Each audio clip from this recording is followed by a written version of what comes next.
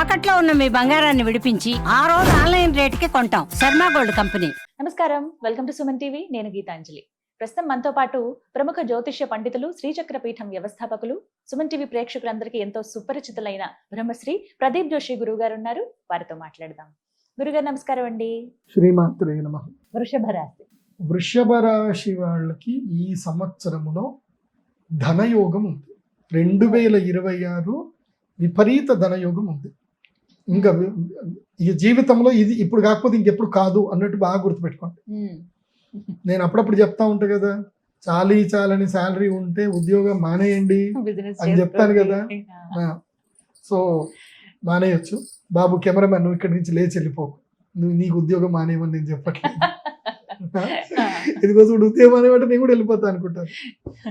నేను చెప్పేది ఏంటంటే, వృషభ రాశి వాళ్ళకి మాత్రం ఈ సంవత్సరం పట్టిందల్లా బంగారం. 2026 వాళ్ళకి లైఫ్ టర్న్ అద్భుతం ఉంటుంది. ఓకే, ఉద్యోగం మానేయండి. ఎందుకోసం అంటే మీకు ఎట్లా 10వ ఇంట్లోకి రాహు వచ్చాడు కాబట్టి మిమ్మల్ని ఏం చేయనివ్వడు, పని చేయనివ్వడు, ఉద్యోగం చేయనివ్వడు. చేసిన అన్సాటిస్ఫాక్షన్గా బాధపడతారు.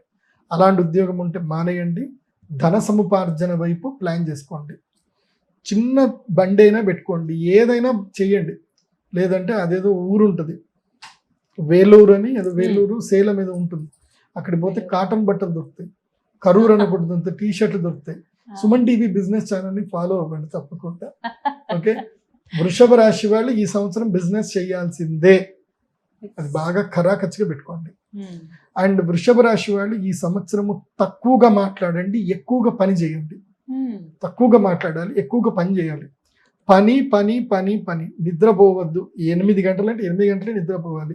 ఇంట్లో అస్సలు ఉండకూడదు. వృషభ రాశి వారు ఇంట్లో ఉంటే వాళ్ళకి అంతే. నీకు అదృష్టం, లక్ష్మీదేవి నీకు బయట ఉంది, నేను ఎటో తీసుకెళ్దాం అనుకుంటుంది. అమ్మ మూట దోస్తుంది,